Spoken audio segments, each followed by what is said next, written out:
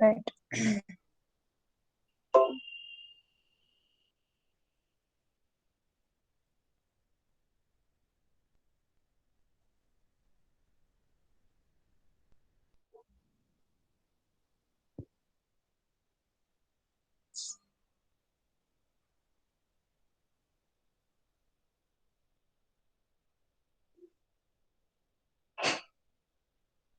Right. So this particular case deals with the Walmart. Okay. So here I'll just read the case once. Am I audible? Can you hear me, students? Yes, ma'am.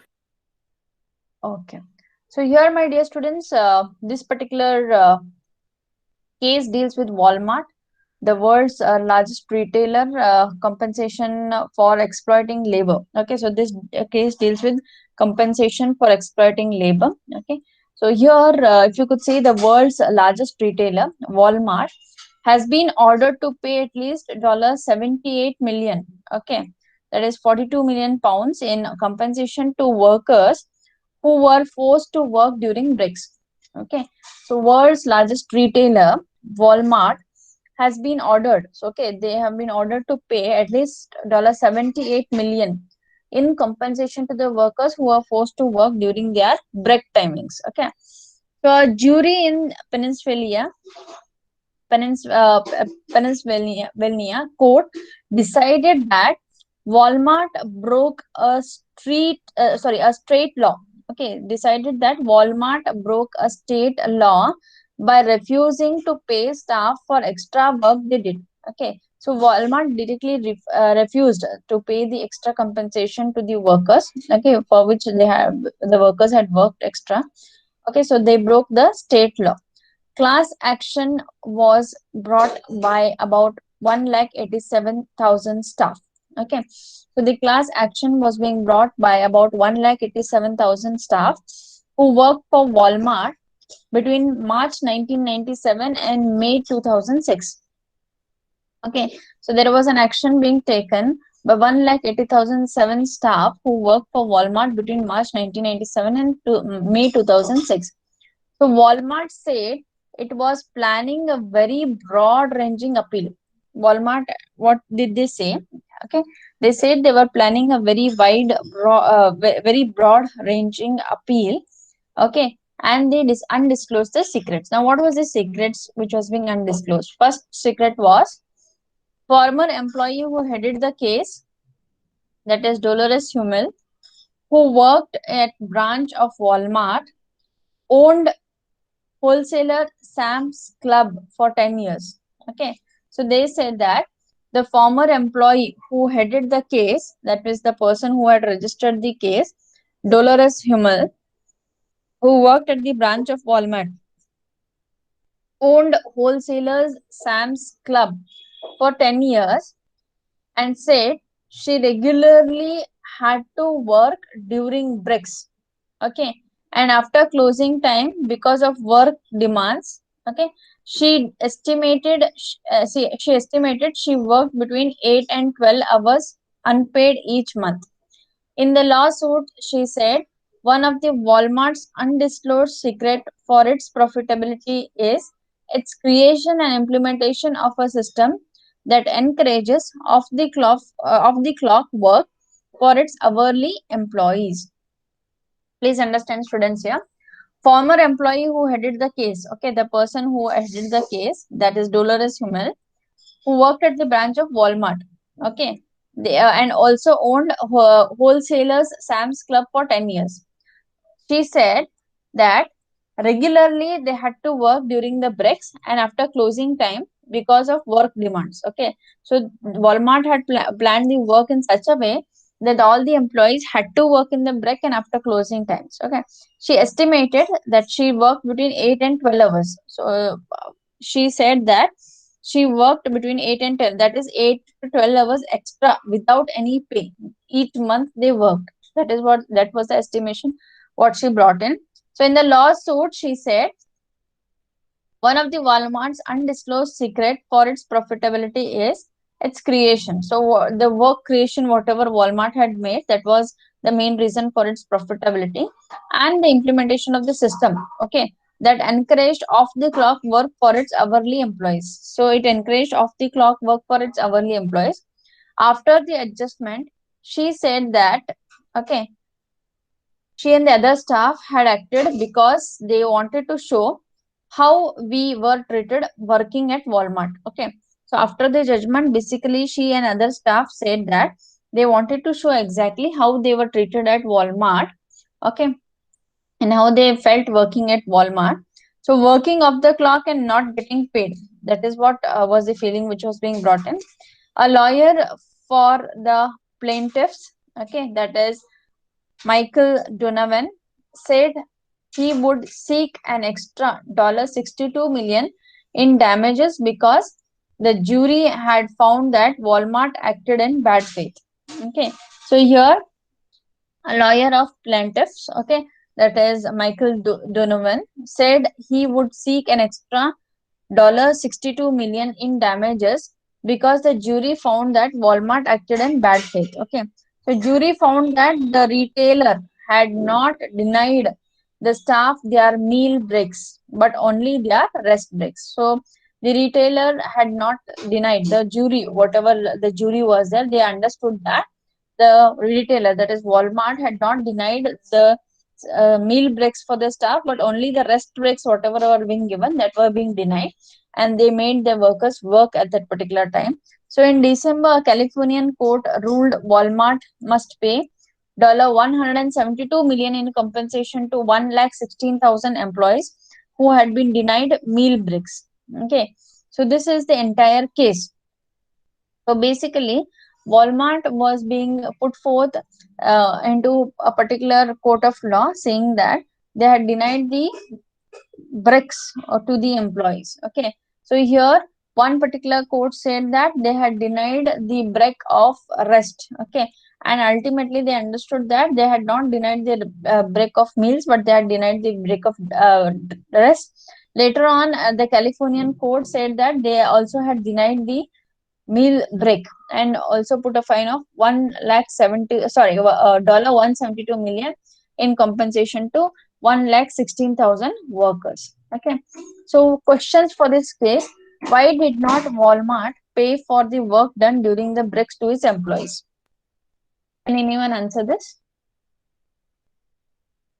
You can read the case, my dear students. The case is on the screen once again, and you have to answer me the question. The question is, why did not Walmart pay for the work done during breaks to its employees?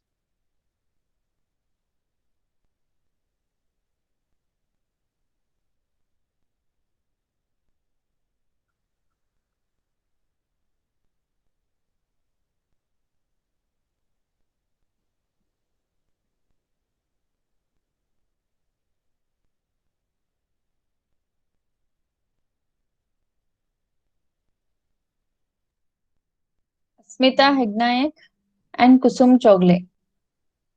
Request you all to answer this particular question. Asmita Hegnayak and Kusum Chogle. Please answer this question.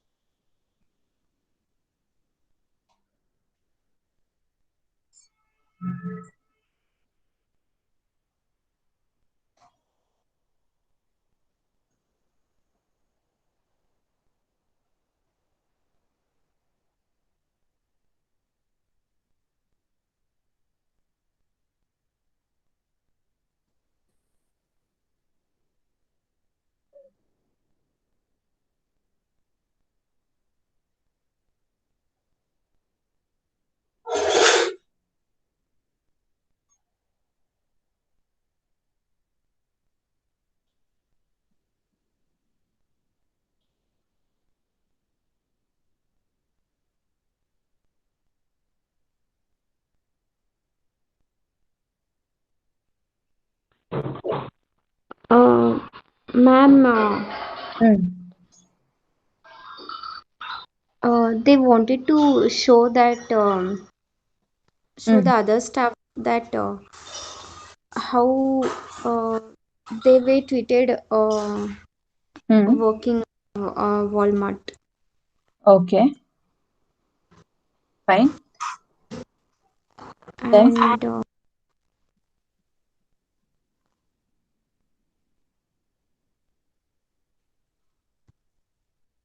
yeah, the question is, why did Walmart not pay for the workers the work done during the breaks to its employees?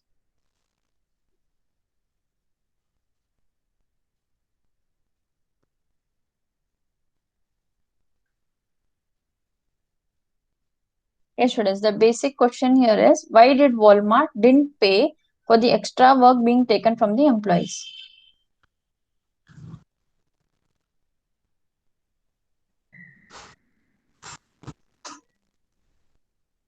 Please see the statement here.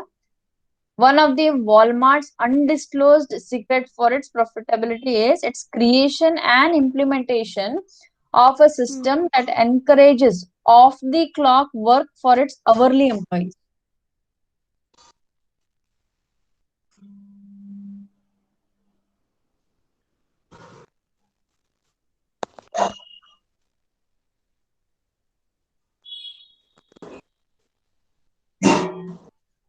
Very simple, my dear students. Just understand that particular statement. Based on that, you will get the answer.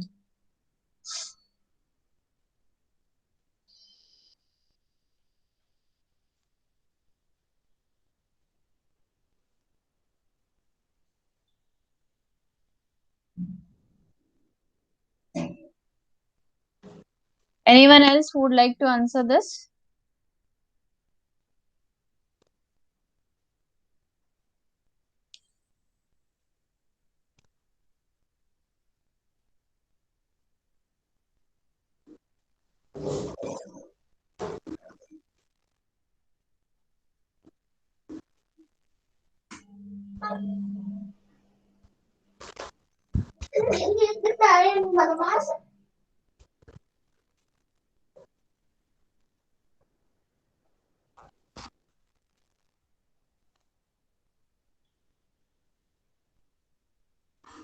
Yes, students, ma'am, please is it understand. Hmm? ma'am, is it how much they make profit, and it's they only pay whenever they implement in the work system? No, they had not Like paid herself. like if we get profit, then only we have to pay or something like that. Nothing, nothing like that. Okay. So basically, what was being said here, Walmart's undisclosed secret for its profitability. Okay. So Walmart was earning profit for its creation. So its work system was such that they encouraged the off the clock work for its hourly employees. Okay. So for hourly employees, whoever are there who are paid on every hour, they encouraged off the clock work. That means they had given off the clock work only for the employees who were hourly working. Okay. So there is no question of extra time here, my dear students. If they were monthly being paid, there was a fixed period of the work, right? And if they worked beyond that fixed period, they were being paid overtime, right? So here, the beauty of Walmart, what they did is they had fixed the extra work, that is off the clock work, only for hourly employees. So they were being paid for that hour being worked, that is extra hours, whatever they were working, they had paid the salary, but they had not paid overtime, that means double the salary. Got it, my dear students?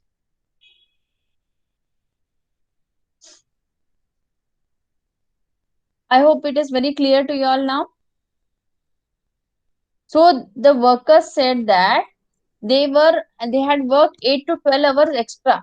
For example, if I am working for 8 hours plus 2 hours, okay, and I am paid 100 rupees per hour, right? So for 8 hours I'll be paid 800 rupees. Additional 2 hours, whatever I'll work, additional 200 rupees is being paid. Okay. So here 10 1000 rupees will be paid for me for that particular day. Are you able to hear me, students? You're able to hear me? Yes, ma'am. Okay. So here, my dear students, for an hourly employee, okay, 1,000 rupees will be paid for that particular day. But for the worker who is working on monthly salary basis, for example, if my payment for that particular day is 400 rupees for the entire 8 hours, whatever I have worked, okay, that for 8 hours, whatever, or sorry, 800 rupees for 8 hours, whatever I have worked, that means per hour 100 rupees. Okay. So additional 2 hours, whatever I have worked, I will get the double the salary. Okay, that means I should get 400 rupees. Additional 2 hours is 200 rupees, but I'll be getting 400 rupees. So that 200 rupees is being cut off by pay giving work only for the hourly employees. Okay, so here whoever is employed on monthly salary basis or permanent workers or probationary workers, they were not giving that particular extra time, extra work or overtime work, but they were giving this overtime work only for the people who were working on hourly basis. Okay, that means for that particular hours, whatever they have worked, they are being paid. But what they say is we have worked extra 8 to 12 hours. Okay, and which is unpaid for each particular month. That means they have not got the extra salary, whatever they have worked for that particular additional hours. Okay. So they compare themselves to the other workers who are paid on monthly basis. Okay, and they say that according to law, you have to give additional overtime pay, which you have not given, but salary was being given. So that is the beauty of Walmart, which was being put forth here. So that's what they said. One of the Walmart's undisclosed secrets for its profitability is creation and implementation of the system. So they had created and implemented the system which encouraged the off the clock work for its hourly employees. Got it, my dear students? So that's what is the answer for this particular question. Why did not Walmart pay for the work done during break to its employees? Okay, and then basically in the jury they understood that they had not denied meal breaks. Okay, meal breaks were being given, but they had denied only the rest breaks, and they were asking them to work during the rest time also. Okay, so which they said that even when you work during the rest time, we have to be paid additional salary, which was not a valid point. Okay.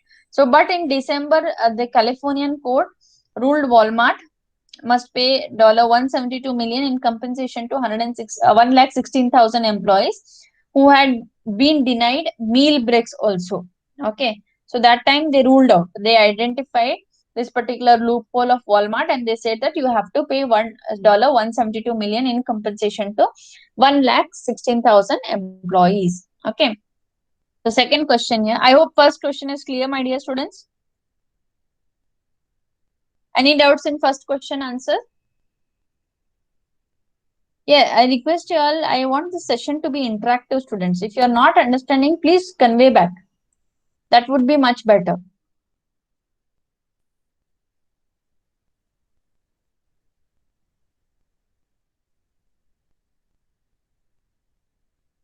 Yeah, students, Sia, Sushmita, Yes, ma'am. yeah, please request you all to speak up here. I don't know what is the problem. Kusum, Kedar, Rupa, Rohini, Sarika, Sakshi, Divya, Yashasvi, why you are not speaking up? Is the answer for the first question clear or still you have not understood it? Yes, ma'am. Clear. Okay, right. Fine. So here, my dear students, the second question is discuss the consequences that the Walmart experienced for not paying for the work performed by employees during the break. Can you have a discussion about it? The consequences that Walmart experienced for not paying for the work performed by employees during the break. Was it right? Or do you think Walmart exploited the labor? Was it right giving the work in break time, or do you think Walmart exploited the laborers?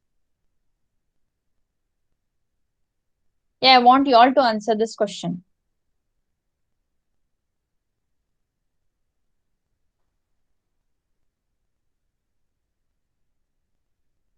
Do you think it is right for Walmart to do this particular act of giving the work or getting the work done in extra time, or maybe at the break time?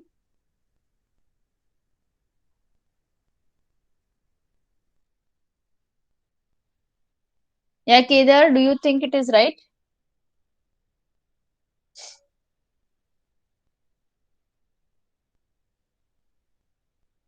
No, ma'am. Okay. Why don't you think it is right?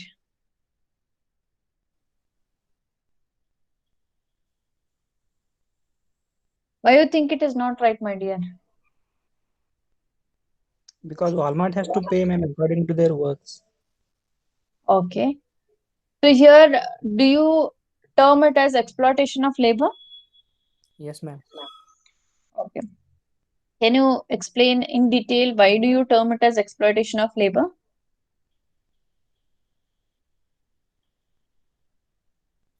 Because they are getting work done by the labor in the extra time and their rest time, and also Mm. at the time of their meal break, ma'am. Okay. So any other answers for this? Do you think it is exploitation of labor? Apart from what Kedar said, anything else? Any additional points you want to put forth? Anyone else? Rohini,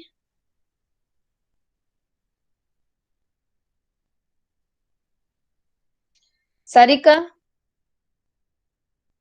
any add-ons to this answer?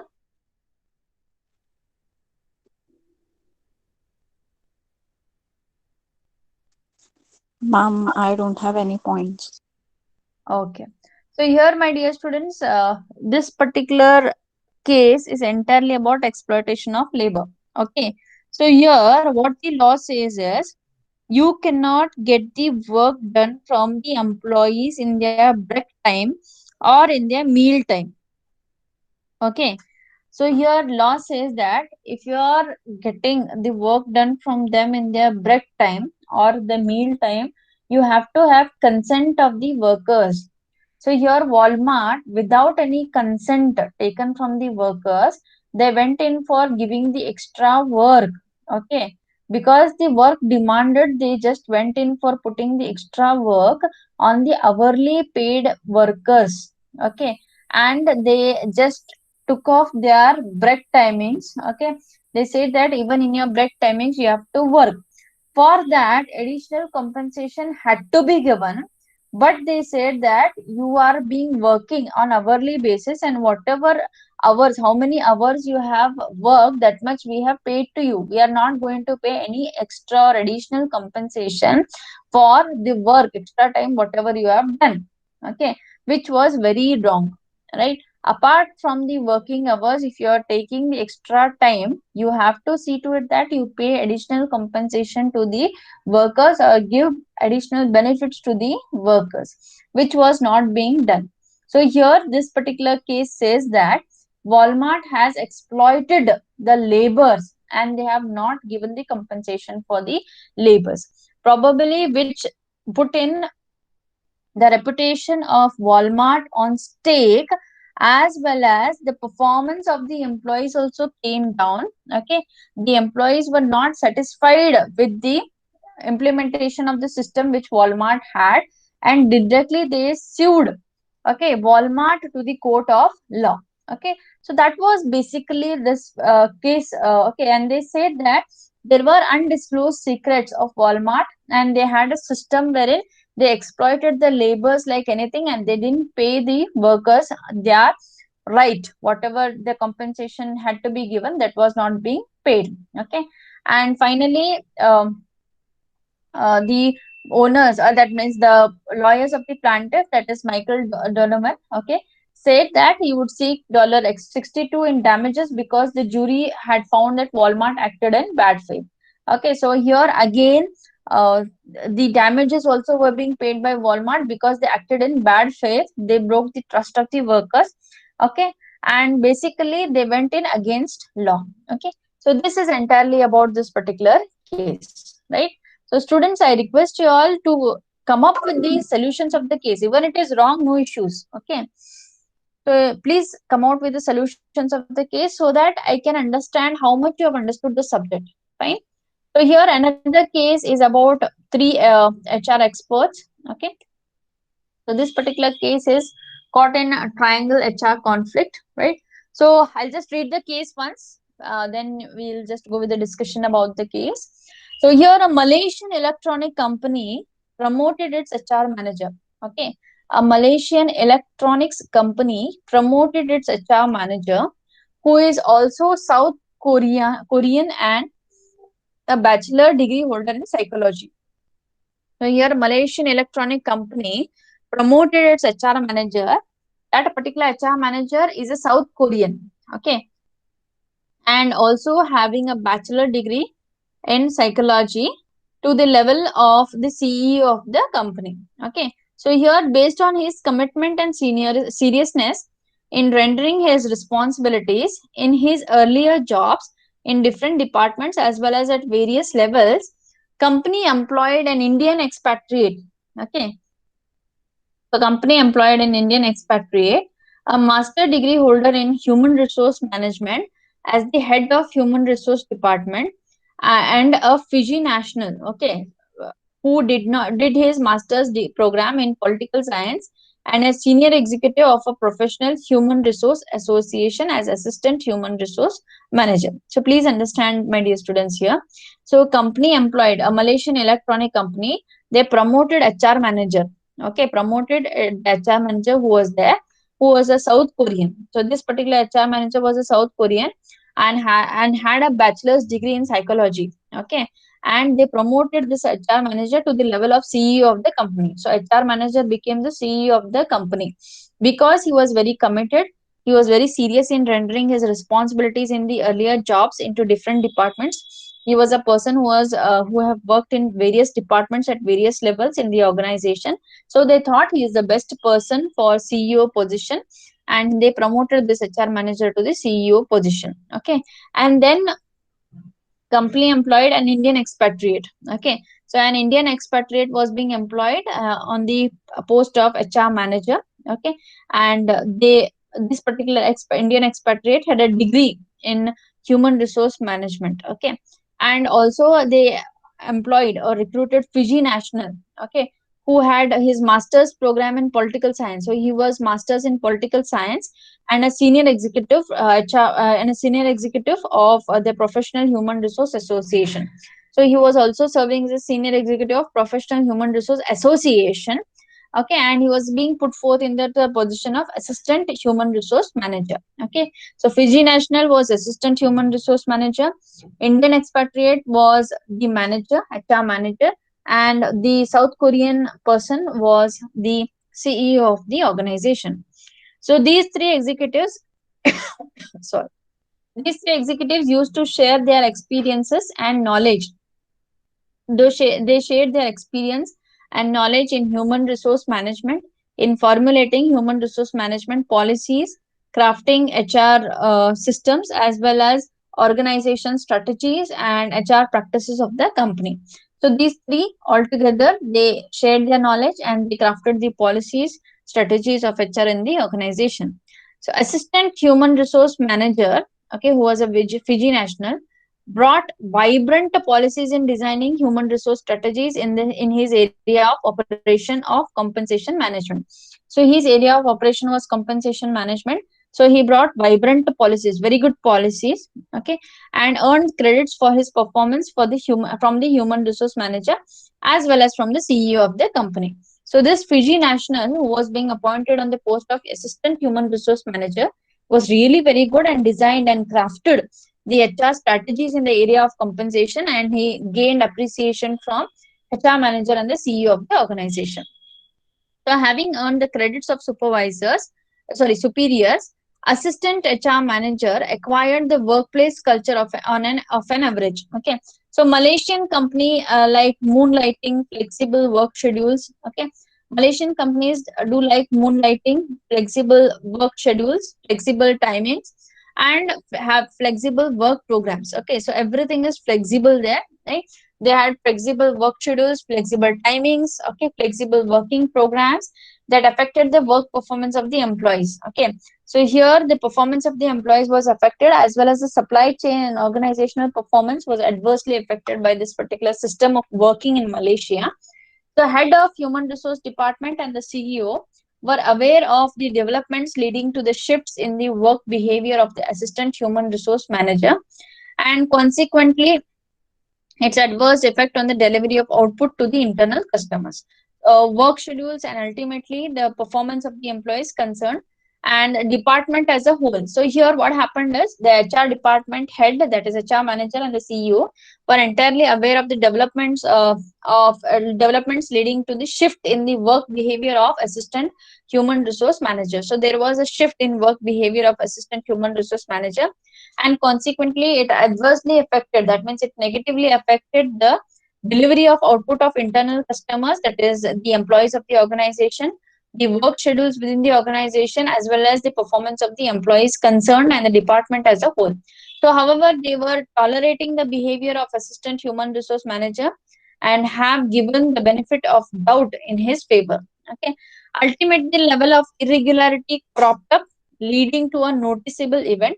CEO informally told the assistant human resource manager to meet him to discuss the problem and settle the issue.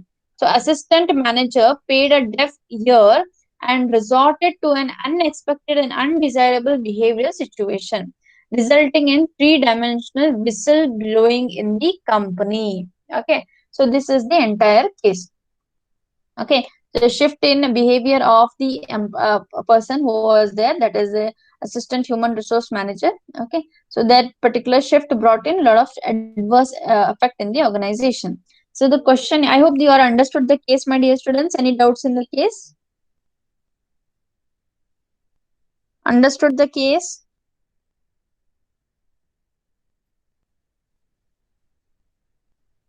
Right, you can have a glance through the case. Just read the case, my dear students, for 5 minutes,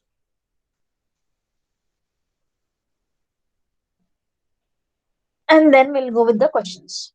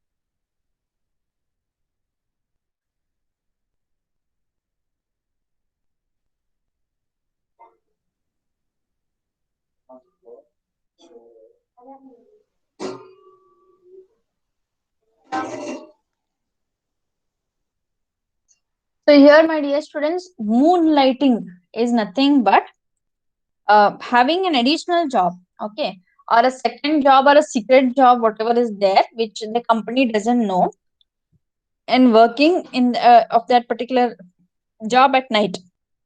That means basically you may work for something else. So here in that Malaysian companies, basically moonlighting was one of the work culture which was being followed.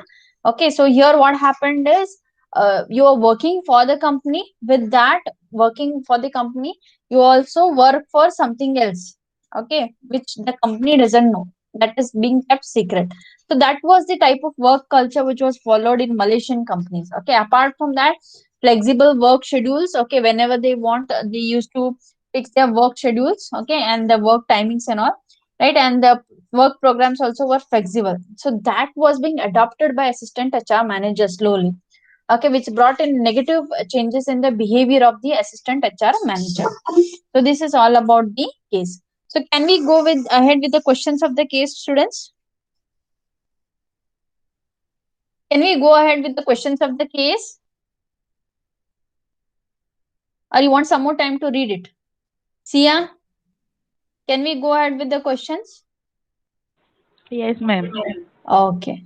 So here, my dear students, the first question is, Is it the cultural variations consequent of the different nationalities of the three executives resulted in an undesirable situation?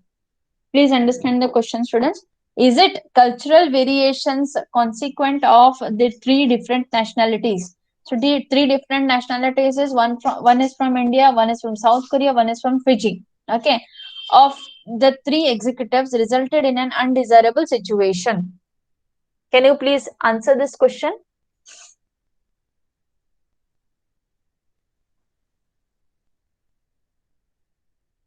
Did the cultural variations of these three nationalities, that is, three different nation people, resulted in undesirable situation? Yes or no? Yes. Yes, ma'am. Yes. Yes. Okay. Can you please justify it? Because these three of the HR are from different countries and they have different cultures, and that's why the what we say. Hmm.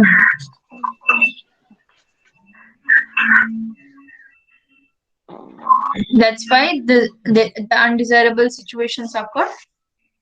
Yeah. Okay. So here, any other answers, my dear students? Anyone else would like to answer for this? Yashasvi,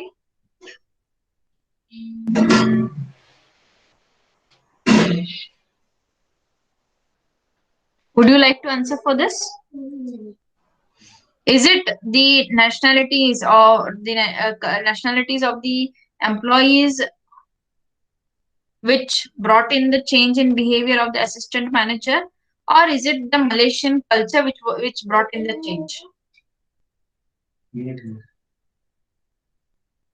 Yes, students, the case is very clear. The answer is very clear here. It is the Malaysian work culture, workplace culture, which brought in the change of the assistant manager here. Right. So cultural variations, okay, of the three different nationalities was not consequent. The cultural variations of three different nationalities did not bring in any change, but basically the culture of that particular country, that is Malaysian country, resulted in undesirable situation. Clear, students? Yeah, is it clear, students? Please request you all to reply back, or else there is no point in conducting case study here. Yeah, Tejasvi, please unmute yourself. All of you unmute yourself quickly. Yes, ma'am, understood. Ah, Yes, ma'am. understood, understood. Yes, Everything is ma'am. understood. But I want you all to reply back, students. Until and unless you reply back, there is no point in doing this case study. Fine, you have to reply back. Whether it is wrong, no issues. But please reply back. Second question.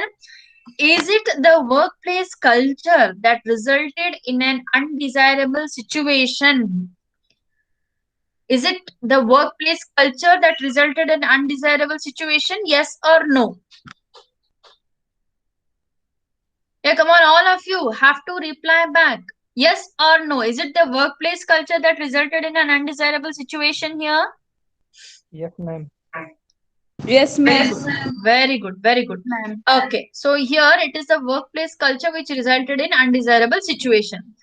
Despite the fact that all the three executives are from HR background, all the three executives were from HR background, but still one particular HR executive, that is assistant manager, had problems. Okay, and he created problems because he was very much no dwelled up in that particular workplace culture, and he did identify that Malaysian workplace culture had moonlighting, okay, flexible working schedules, flexible timings, and flexible work programs. So he understood that in spite of framing so many strategies in the area of compensation management, still he will not be able to change this particular workplace culture. So he just adapted his behavior to that particular workplace culture. Right. So three, is it parental ego of all the three executives due to either positions or due to knowledge that resulted in whistleblowing?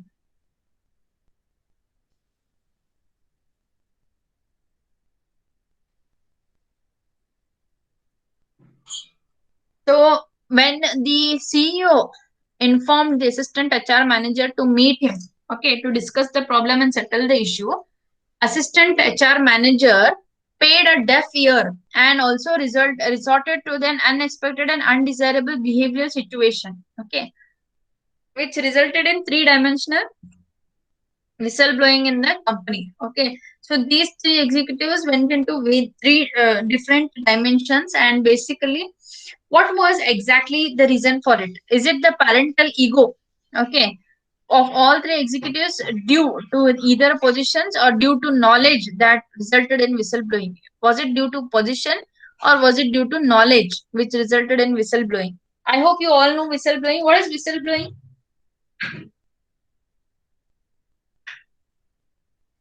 Yes, students. What is whistleblowing?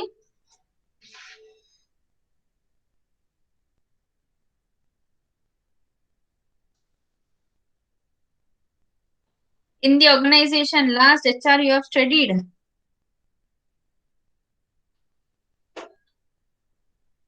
What is whistleblowing in workplace? Whistleblowing basically is a tool which is to combat fraud.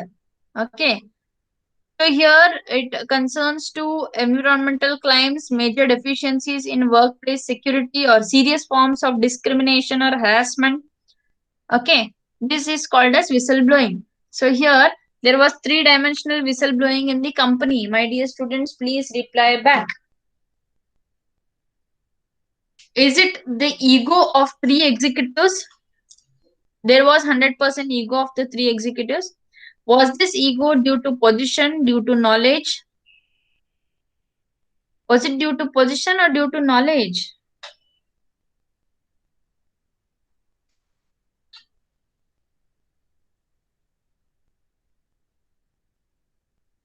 Yes, students, was it due to position or due to knowledge? Due to position, ma'am. Very good. It was due to position. Okay. Somewhat due to knowledge also, right? Because the knowledge of three was really very good. Fine. So ultimately, what happened is there was ego stand between the CEO and the assistant HR manager.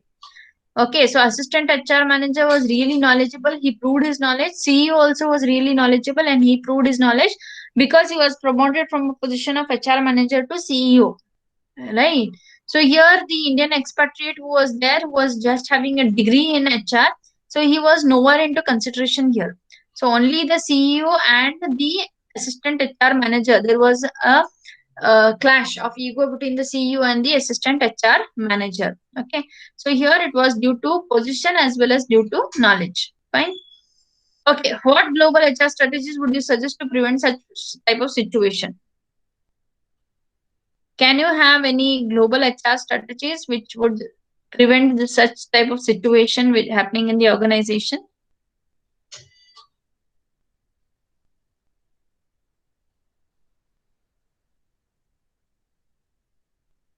Yes, students. Last question for the class.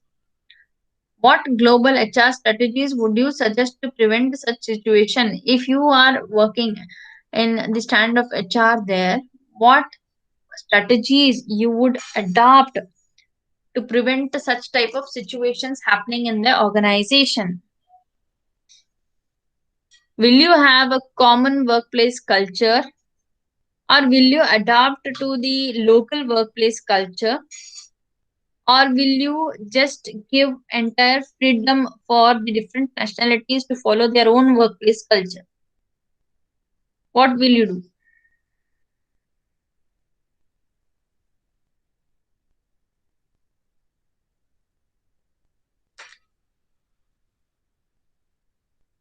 What will you do? Divya Patil? Yes, ma'am.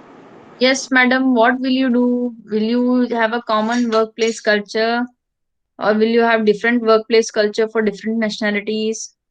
How is it? What will you do? What strategy you will adopt? Common workplace, ma'am. Ma'am, common way. Very good, Tejasvi, very good, Divya. So you'll be going with common workplace culture. So in this particular answer, it is not enough only to put forth common workplace culture. You have to also explain what type of common workplace culture you will adopt. Is it clear? Yes, ma'am. Yes, Oh, ma'am. okay. Right. So, my dear students, whenever the case study is being dealt, I am taking these case studies which have really happened. Okay. So that it becomes easy for you all to understand the subject, international human resource management, whenever I'm going with the revision classes. Okay, you can connect those concepts in class, whatever we will be dealing with the cases here.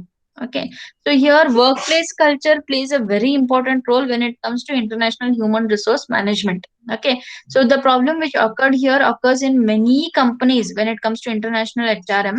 Okay, so system here and HR policies have to be framed in such a way that it respects all the nationality cultures. Okay, it respects all the nationalities.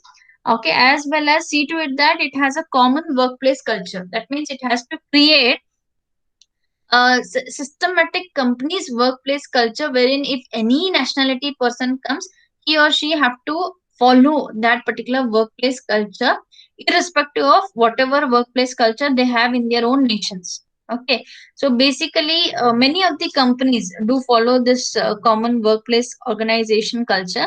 So it becomes a complex situation when wherein the HRs have to frame the policies, practices and procedures in a company which has to be followed by all the people in the organization and readily acceptable by all the nationalities of people in the organization. Okay, so here, my dear students, this is exactly the case which happens in many companies.